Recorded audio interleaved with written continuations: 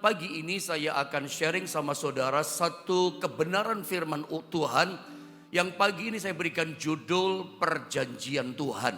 Saya mau bicara sesuatu yang penting dalam hidup kekristenan kita, bahwa hari ini kita ada itu karena perjanjian Tuhan atas setiap hidup kita. Ya, kita baca saja ayatnya langsung saudara ya. Dalam Mazmur 109 kita mulai baca ayat yang ke-26 sampai dengan ayat yang 31. Kita baca secara berganti-gantian. Saya membaca ayat 26, lanjutkan saudara 27, nanti 31-nya sama-sama. Gitu saudara ya. Mazmur 109 saya baca ayat 26, begini kata firman Allah. Tolonglah aku ya Tuhan Allahku, selamatkanlah aku sesuai dengan kasih setiamu. Teruskan 27 saudara. Supaya mereka tahu bahwa tangan-Mu lah ini, bahwa Engkaulah ya Tuhan yang telah melakukannya. Ayat 28. Biar mereka mengutuk, Engkau akan memberkati. Biarlah lawan-lawanku mendapat malu, tetapi hamba-Mu ini kiranya bersukacita. 29 terus. Biarlah orang-orang yang mendakwa aku berpakaikan noda dan berselimutkan malunya sebagai jubah. Ayat 30 saya baca. Aku hendak bersyukur sangat kepada Tuhan dengan mulutku, dan aku hendak memuji-muji Dia di tengah-tengah orang banyak. 31 sama-sama keras kita membacanya, 2 dan 3. Sebab ia berdiri di sebelah kanan orang miskin untuk menyelamatkannya dari orang-orang yang menghukumnya. Saya langsung saja tunjukkan PowerPoint gambar pertama sama saudara. Jadi dalam Mazmur 109 ayat 1 sampai selesai kalau kita membacanya, inti dari ayat per ayat yang kita baca dalam Mazmur ini sesungguhnya ini menceritakan, kalau Anda punya Alkitab secara manual kah atau Alkitab yang di handphone atau tab saudara atau iPad saudara, itu ada judulnya. Doanya adalah doa dari orang yang kena fitnah. Makanya saya tulis begini, ini adalah doa dari Daud, dari doa dari seorang yang kena fitnah. Tetapi yang saya mau sampaikan sama saudara adalah, kalau Daud saja dia mengalami fitnah, dia itu datanya minta tolong pada Tuhan. Berarti di balik masalah fitnahan ini ada satu masalah problem yang sangat besar. Saudara pernah nggak yang namanya difitnah sama orang? Difitnah itu nyebelin ya, menyakitkan. Tapi ini fitnahan ini rupanya bukan sekedar fitnahan biasa. Coba Anda lihat kembali ayat ini deh. Untuk saya menjelaskan saya baca saja ayatnya ya. Ulang kembali saya baca Mazmur 108 ayat 26 begini kata firman Allah. Lihat perkataan Daud. Ketika dia kena fitnah, hadapi masalah. Tolonglah aku ya Tuhan Allahku, selamatkanlah aku sesuai dengan kasih setiamu. Saudara, yang minta tolong kepada Tuhan Allahnya ini adalah seorang Daud. Anda tahu siapa Daud? Daud selain dia seorang raja, Daud adalah seorang yang punya mentalitas pemenang. Daud ini adalah orang yang tidak ada takutnya, tidak ada jerihnya, tidak ada jerahnya hadapi masalah gitu. Raksasa yang namanya Goliat saja, Saul sang raja, bahkan seluruh prajurit Israel, pahlawan Israel, begitu lihat Goliat takut, belum perang sudah kalah. Mereka udah sembunyi, ketakutan, mentalitasnya takut menghadapi Goliat. Tapi Anda lihat yang namanya Daud. Daud itu terkenal dengan sebutan DNA-nya dia, DNA the giant killer. Dia itu DNA-nya, darahnya, dia itu DNA pembunuh raksasa. Masalah-masalah besar dia bisa kalahkan. Masalah-masalah yang hebat, yang menakutkan, yang besar dia bisa taklukkan gitu loh. Tidak ada takutnya, jerahnya hadapi masalah apapun. Bahkan dia berani, tidak ada takutnya. Dia ngomong sama Goliat, kamu menghadapi aku dengan pedang, tombak, dan lembing. Tapi dia bilang apa? Aku menghadapi engkau dengan kuasa Tuhan, dengan nama Tuhan. Tuhan menyerahkan kau hari ini ke dalam tanganku. Tidak ada bimbang, tidak ada ragu. Padahal di depannya real, begitu raksasa yang besar. Tapi dia percaya, aku bisa kalahkan kamu. Itu Daud gitu. Jadi kita dari cerita saya ini saja kita udah ngerti orangnya Daud itu kayak apa. Masalah besar dia nggak takut, dia yakin aku pasti menang. Karena memang mentalnya dia mentalitas pemenang gitu loh. Tapi dalam kisah ini, dalam Mazmur 108, Daud itu langsung dia minta tolong sama Tuhan. Tolonglah aku ya Allah, selamatkanlah aku. Ada apa dengan Daud? Masalah apa sesungguhnya dihadapi sama Daud sampai dia berkata, tolong aku ya Tuhan Allahku, selamatkan aku. Ini doa yang terbit Daud naikkan kepada Tuhan saat Daud menghadapi yang namanya fitnahan. Rupa-rupanya di balik fitnahan para musuh-musuhnya ini, di balik fitnah ini tersembunyi masalah yang besar gitu kira-kira. Karena nggak mungkin dia minta tolong kalau nggak ada masalah besar. Nggak mungkin saudara ya. Ini yang ngomong raja loh, yang minta tolong. Maksud saya gini, yang minta tolong sama Tuhan Allahnya, ini bukan orang biasa. Bukan orang lemah kayak kita. Bukan rakyat biasa, bukan orang yang sederhana, kurang makan, kurang minum, putus asa, frustasi. Enggak, ini seorang raja yang hebat, namanya raja, dia powerful. Namanya raja, dia bisa menggerakkan seluruh kekuatan yang dia punya. Dia punya kekuatan prajurit, punya kekuatan uang ekonomi, punya kekuatan sosial, segala macam deh. Dia punya kekuatan dan dia bisa pakai gerakan semua kekuatan itu sesukanya dia. Itu raja, punya semua kekuatan. Tapi kalau ini saudara ya, dia hadapi masalah fitnahan orang. Sampai dia langsung berlutut berseru, Tuhan tolonglah aku. Berarti di balik fitnahan ini tersembunyi ada satu masalah yang besar yang kita nggak tahu masalah apa itu. Sampai seorang raja yang punya kekuatan seperti ini langsung berkata, tolonglah aku ya Tuhan Allahku, selamatkan aku sesuai dengan kasih setiamu. Berarti ini memang ada masalah yang besar. Mari kita belajar dari Daud ini. Kalau kita punya persoalan, pelajaran yang pertama maksud saya yang kita belajar. Kalau kita punya kesulitan, kita punya persoalan, Anda mau minta tolong kemana? Saya ulang saudara ya. Kalau Anda punya kesulitan, kesukaran, Anda datangnya kemana? Minta tolong pada siapa? Pelajaran pandemi Corona 2020 awal sampai berjalan 2021. Apalagi yang awal-awal begitu menakutkan. Itu pelajaran penting buat kita. Jangan sampai kita ngalami ditindas masalah, mengalami kesulitan, kita nggak belajar apa-apa. Setiap kesukaran datang sama kita nggak belajar sesuatu di situ. Kita mesti bisa tarik sesuatu pelajaran yang penting dari Tuhan. Saya percaya pandemi Corona 2020 sampai berjalan begitu lama, itu pasti ada pelajaran penting. Pelajaran pentingnya buat saya secara pribadi, pada waktu peristiwa itu datang, kesulitan yang besar itu datang, kita nggak bisa datang kemana-mana. Mau minta tolong kemana? Minta tolong sama jenderal. Jenderal pun dengan segala macam strateginya kebingungan nangani corona. Corona gak kelihatan. Seorang jenderal punya strategi perang. Tapi nangani corona gak kelihatan. Bingung juga. Anda mau minta tolong sama orang pandai.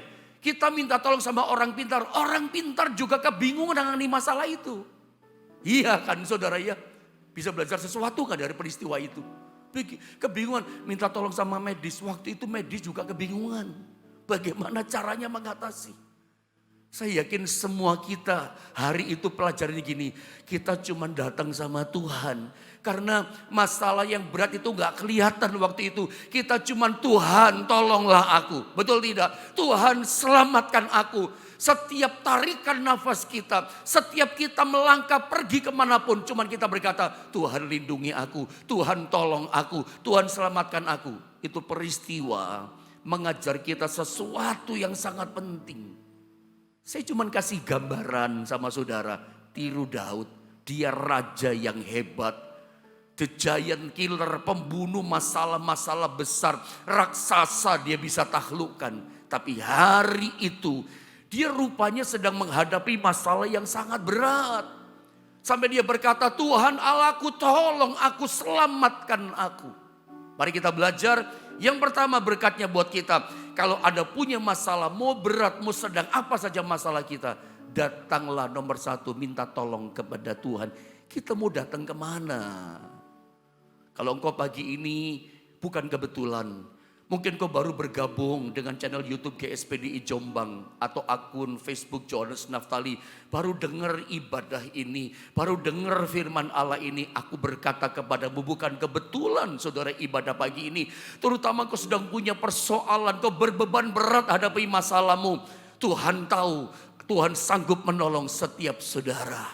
Datang minta tolong kepada Tuhan. Seperti Daud, dia berseru minta tolong kepada Tuhan. Dan saya mau coba terangkan ada kalimat garis merah stressing yang saya kasih kepada saudara.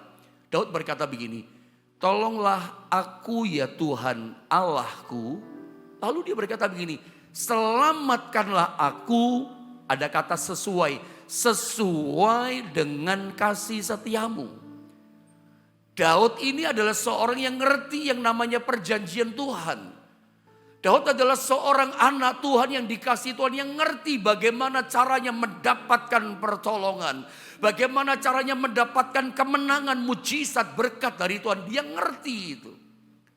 Ada yang namanya kasih setia Tuhan. Saya mau jelaskan lewat kata-kata di PowerPoint berikut ini. Jadi begini saudara ya. Ketika Daud berkata, selamatkanlah aku ya Tuhan sesuai dengan kasih setiamu. Lihat.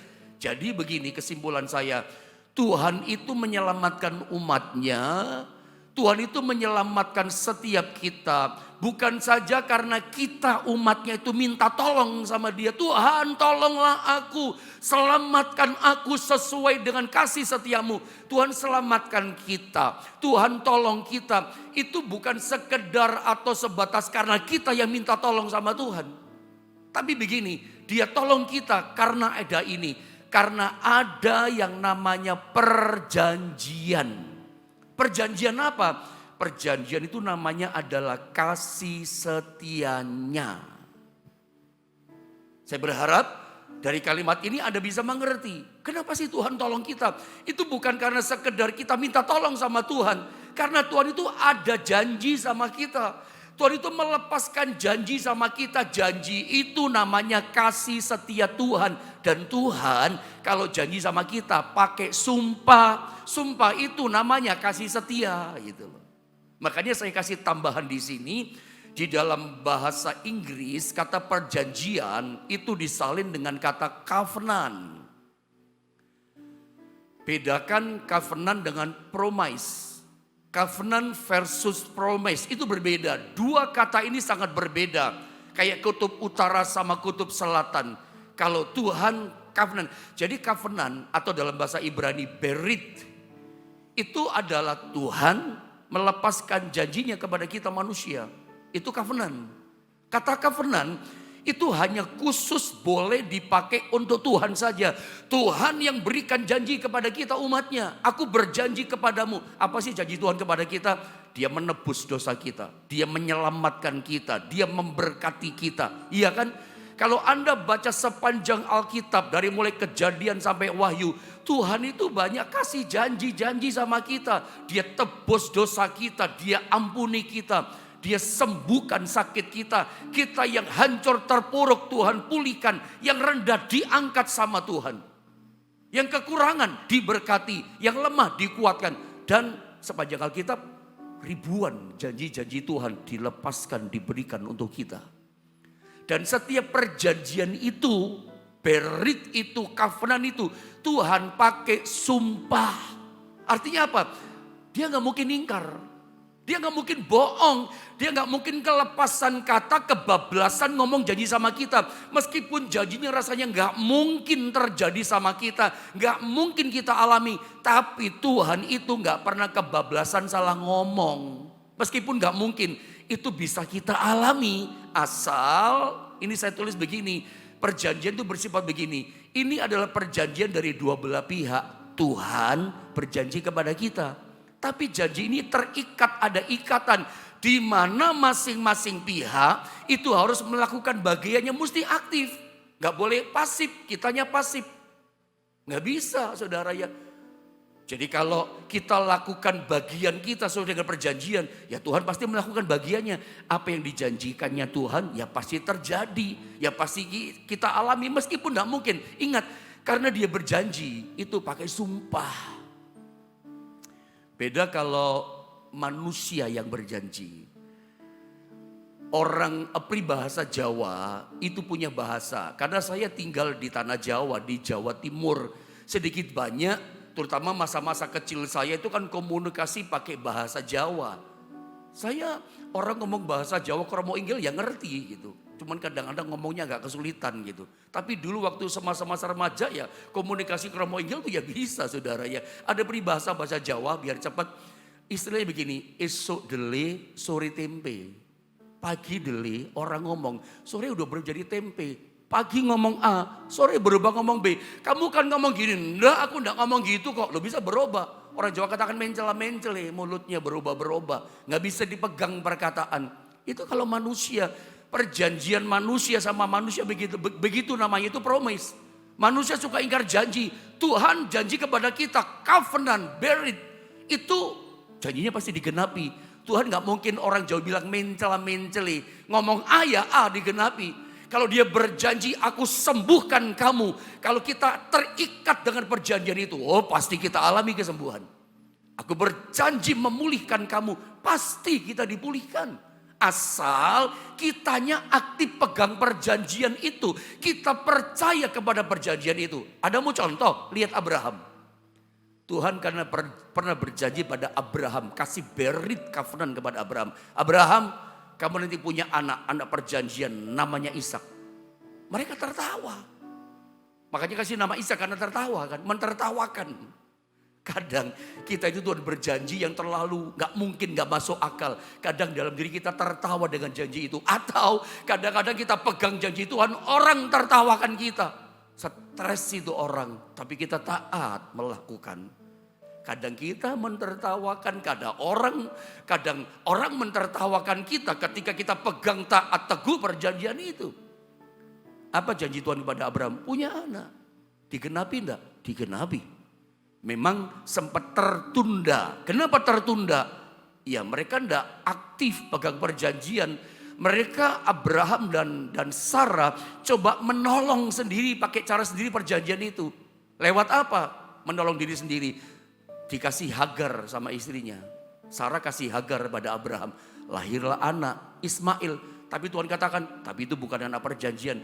Anak perjanjian, anak Abraham cuma satu anak perjanjian. Ishak, saya setuju Ismail itu memang anak Abraham. Keturunan Abraham. Tapi dia bukan anak perjanjian. Anak perjanjian itu adalah Ishak titik. Itu saja saya mau katakan. Dan dengar baik, itu digenapi. Sempat tertunda karena mereka coba menolong dengan cara sendiri. Tapi kemudian kembali Abraham dan Sarah kembali menguatkan percayanya. Kitab Ibrani mengatakan Abraham sabar dengan iman menantikan janji Tuhan. Meskipun dia lihat tubuhnya semakin tua, keriput 100 tahun. Dia lihat Sarah juga sudah keriput dan mandul sudah tua. Meskipun tidak ada dasar berharap kata kitab Ibrani. Abraham berharap juga akan janji Tuhan. Padahal dia tahu. Nggak mungkin udah 100 tahun. Dia ngerti nggak ada dasar bisa diharapkan seorang 100 tahun dan istrinya mandul sudah tua 90 tahunan umurnya. Nggak bisa punya anak. Tapi Alkitab katakan dia kuatkan percayanya. Abraham berharap juga kepada janji Tuhan itu. Digenapi nggak? Digenapi. Walaupun awalnya mereka mentertawakan itu janji. Bahkan orang pun mungkin tertawa mentertawakan Abraham. Tapi Abraham tetap berharap juga dan percaya juga. Apa yang terjadi kalau dua-duanya covenant dipegang janjinya? Janji Tuhan kita alami loh. Beda kalau manusia. Manusia suka ingkar janji. Manusia itu dua orang ya saling berjanji ya di depan notaris. Janji apa misalnya? Janji hutang gitu ya. Hutang piutang. Depan notaris. Tanda tangan, ada materai, ada segel, ada stempel, tanda tangan depan notaris. Itu ternyata bisa dinego loh. Saya pernah dicintai seseorang yang menghutangi seseorang. Ditagih hutangnya. Sampai nangis-nangis itu orang sama saya. Minta didoakan, minta kasih kekuatan Tuhan. Yang menghutangi nagih, Anda tahu ujungnya bagaimana? Itu bisa dinego ternyata. Itu yang ditagih jadi benar, yang nagih, yang menghutangi jadi salah coba. Apa enggak? Menyedihkan. Itu namanya hukum itu dihalai balikan kata firman Allah. Dan itu terjadi di dunia. Itu perjanjian manusia dengan manusia. Itu bisa ingkar, nggak bisa dipegang. Tapi beda dengan berit. Beda dengan namanya covenant. Kalau Tuhan berjanji pokoknya dia pasti genapi. Itu Tuhan gitu. Ada belajar dari Abraham. Dan ada belajar dari kisah yang lain. Dari tokoh-tokoh Alkitab. Mari kita lihat dari gambar berikutnya. Ya. Jadi saya ulang sekali lagi, Tuhan menyelamatkan umatnya, saya terangkan dari awal, itu bukan sekedar karena kita minta tolong sama Tuhan. Tetapi memang karena ada perjanjian. Dan perjanjian itu namanya adalah kasih setia. Saya lanjut bicara lewat gambar lagi. Jadi sebetulnya kita umat Tuhan itu punya modal besar. Ya. Saya ulang saudara, jadi sebetulnya Anda dan saya, kita orang-orang yang percaya pada Yesus, setiap kita masing-masing, setiap pribadi kita sebagai anak-anak Tuhan, dengarkan saya, Anda dan saya, kita ini punya modal besar. Apa modal besar kita pendeta? Kita punya yang namanya perjanjian Tuhan untuk kita. Namanya perjanjian itu adalah kasih setia Tuhan. Saya tulis di bawahnya. Ada satu lagu yang tertulis dalam Alkitab. Kasih setiamu, ada kasih setiamu Tuhan. Ingat lagu itu? Tak lekang oleh panas, tak lapuk oleh hujan. Kasih setia Tuhan itu gak bisa rusak, gak bisa hancur. Musim berganti musim, zaman berganti zaman, masa berganti masa. Kasih setia Tuhan gak pernah berubah. Sebab Tuhan baik, bahwasanya untuk selamanya. Kasih setianya, jadi janji kasih setia Tuhan yang jadi modal kita. Itu bukan berlaku 1 minggu 2 minggu. Bukan berlangsung 1 tahun 2 tahun. Kasih setia Tuhan janjinya buat kita. Itu selamanya, selama kita hidup berlaku buat kita.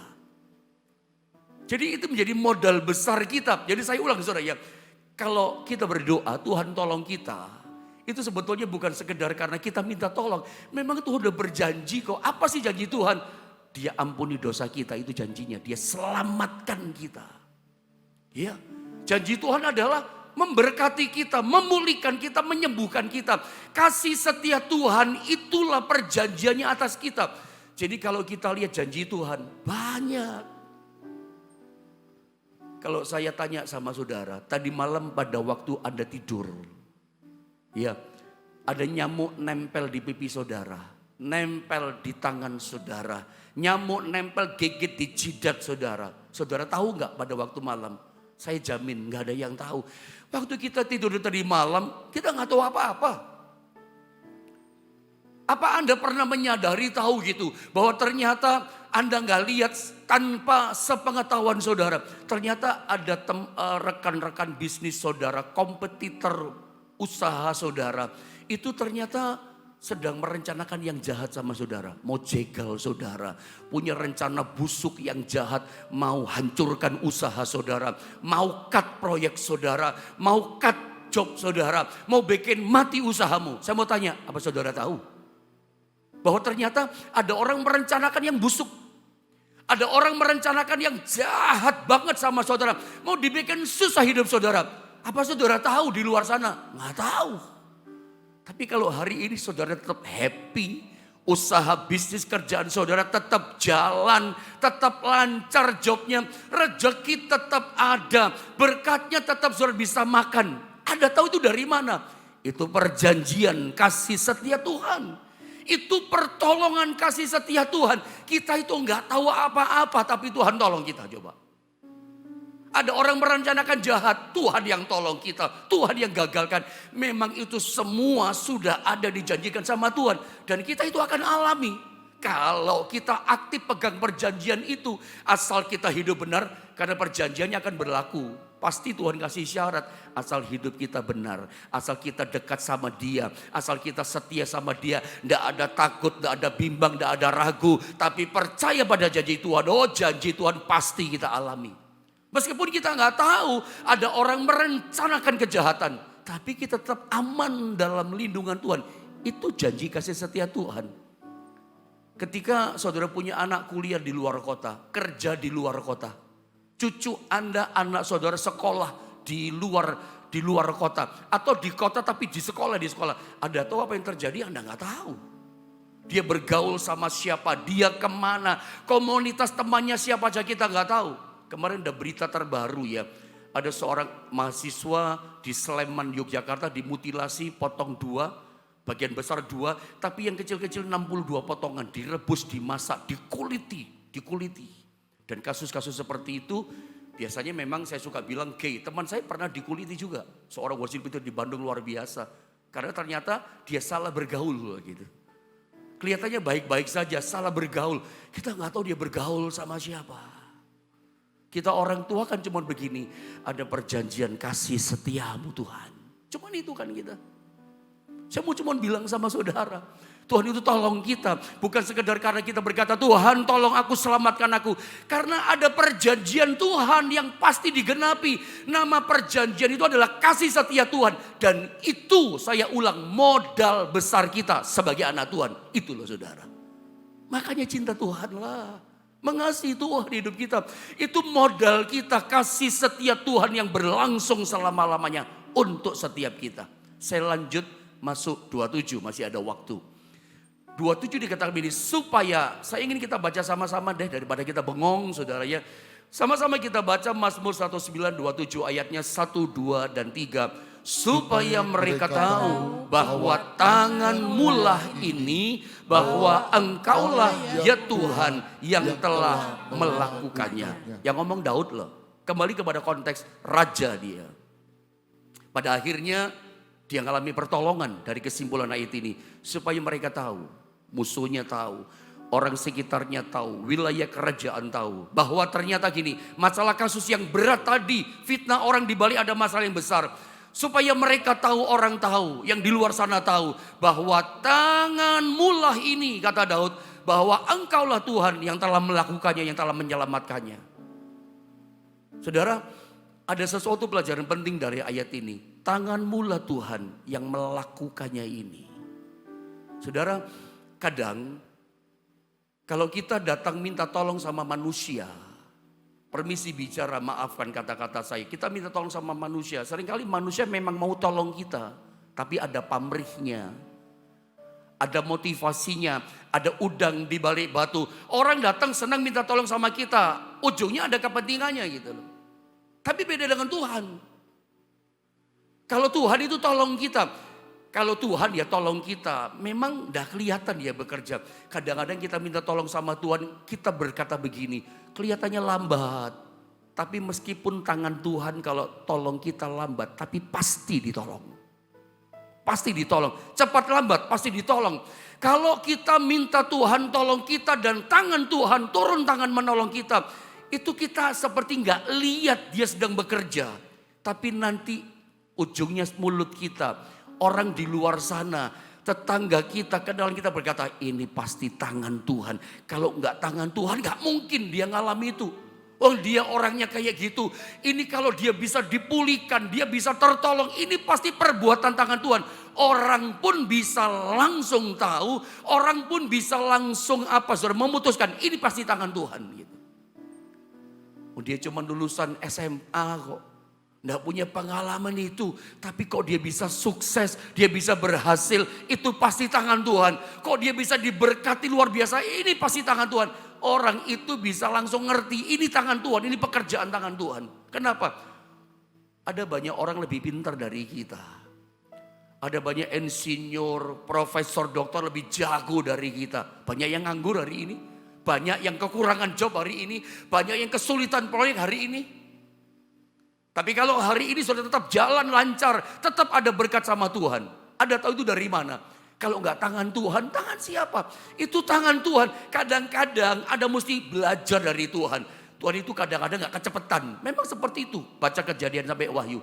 Kadang terkesan lambat, makanya jangan bersungut-sungut, jangan ngomel. Bukan kebetulan saya ngomong seperti ini sama saudara. Jangan-jangan Anda yang sedang ngomel dalam hatimu dengan mulutmu, kok lama sih Tuhan enggak tolong-tolong. Kok lama banget sih nggak jadi-jadi nih proyek? Saudara, kadang-kadang terkesan lambat. Tapi tangan Tuhan kalau tolong itu pasti ditolong. Tetap terikat dengan perjanjiannya. Jangan bimbang, jangan takut, jangan khawatir, jangan ragu. Kalau ada aktif tetap percaya dengan janji Tuhan. Loh, tangan Tuhan pasti menolong saudara. Ayat ini kesimpulannya Daud. Akhirnya apa? Tangan Tuhan yang menolong. Jadi janji kasih setia Tuhan. Akhirnya kita alami, kita lihat perbuatan tangan Tuhan yang luar biasa. Israel keluar dari tanah Mesir itu lewat tangan kanan Tuhan yang menolong. Jalan-jalan yang buntu, tangan Tuhan yang menolong. Akhirnya kita tahu, wah ini tangan Tuhan. Kalau nggak tangan Tuhan, aku nggak bisa kok, aku nggak sanggup. Berapa banyak saudara yang pagi ini engkau memerlukan uluran keajaiban tangan Tuhan. Saya mau katakan, tangan Tuhan ada atas saudara. Ada orang bikin apapun, ingat ada tangan Tuhan. Yang terakhir saya mau terangkan sama saudara, masih ada ayat 28. Kalau masih ada waktu saya terangkan yang lain sama saudara. Saya baca dengan cepat. Ini rupanya fitnahan tadi dan masalah-masalah tadi kita lihat di sini. Biar mereka mengutuk, ini Daud yang ngomong. Engkau akan memberkati. Bilang sama-sama saya, Tuhan akan memberkati. Ini keren loh pelajaran ini. Biarlah lawan-lawanku mendapat malu, tetapi hambamu ini, maksudnya dirinya Daud, kiranya bersuka cita. Nggak ada susahnya tuh Daud. Nggak ada sedihnya tuh Daud. Nggak ada takutnya tuh Daud. Kenapa? Bukan sekedar mentalitas pemenang. Dia tahu, aku punya modal besar. Modalnya apa? Perjanjian kasih setia Tuhan. Tetap bersuka cita. Ada satu kata yang menarik perhatian saya sekaligus memberkati saya. Kata biarlah lawan-lawanku mendapat malu. Biarlah. Coba bilang sama-sama saya, biarlah. Bilang sama-sama saya, biarkan. Gak gampang loh. Biarlah lawanku mendapat malu, gak gampang. Saudara sanggup gak bikin ini? Saudara bisa gak, mau gak melakukan ini? Ada orang fitnah saudara. Ada orang jelek-jelekin saudara. Saudara tahu itu orangnya. Tapi saudara berkata dengan mulut di hati. Ngomong sama istri, ngomong sama suami, ngomong sama anak, ngomong sama Tuhan. Biarkan. Orang fitnah tahu mulutnya nyerocos. Biarkan. Mulutnya panjang jelekin saudara. Biarkan. Gitu. Kalau kata biarkan berarti gak sampai masuk di hati dong. Masuk di hati sakit hati kita, kecewa kita, marah kita, dendam kita. Makanya belajar dari Daud. Biarkan hambamu ini kiranya bersuka cita. Sukacita itu ada di hati gitu. Kenapa bersuka cita? Karena orang yang bernama Daud, dia bisa melakukan, sanggup melakukan, mau melakukan. Biarkan orang ngomong apapun. Oh ini pesan penting buat kita. Hari ini saudara mungkin sedang berhadapan dengan orang-orang yang bikin jengkelin hati saudara. Ngomongnya bikin jengkel, kelakuannya bikin jengkel. Biarkan kata Tuhan. Jangan dimasukin di hati. Biarkan sampai orang kalimat awal. Biarkan mereka mengutuk, engkau akan memberkati. Kok bisa? Oh iya, Amsal 10 ayat 6 kalau gak salah. Berkat Tuhan ada di atas kepala orang benar. Orang mengutuk, ada tetap diberkati. Ada sadar gak? Ada pergi ke pasar ibu-ibu, ada berkat Tuhan di atas kepalamu. Ada kulakan barang, berkat Tuhan di atas kepalamu. Kita pergi kemana saja. Amsal katakan berkat Tuhan ada di atas kepala kita. Jangan balas kutuk dengan kutuk. Saya kunci dengan satu ayat dengan cepat. Saya kunci satu ayat dengan ini. Lukas 6. Ayat 27-31. Saudara catat saja ayat ini ya. Lukas 6, 27 ayat 31. Pembalasan hak Tuhan. Ada orang nyakiti saudara, saya baca ya 28. Mintalah berkat bagi orang mengutuk kamu, berdoalah bagi orang mencaci maki kamu. Udah gampang kan? Saudara pernah gak lewat ini? Saya pernah lewati ini. Melakukan ini. Ada orang ngutuki saudara, sumpah serapah. Saudara doakan, berkati dia. Malam-malam saudara menyembah Tuhan, berdoa Tuhan berkati orang itu. Biarkan, bisa gak? Saya lanjut ayat yang terakhir deh saudara ya. Lihat Roma ini, Roma pasal 17 saya baca. Janganlah membalas kejahatan dengan kejahatan. Lakukanlah apa yang baik bagi semua orang. Sedapat-dapatnya kalau hal itu bergantung padamu. Hiduplah dalam berdamaian dengan semua orang. Ya, saudara-saudaraku yang kekasih, janganlah kamu sendiri menuntut pembalasan.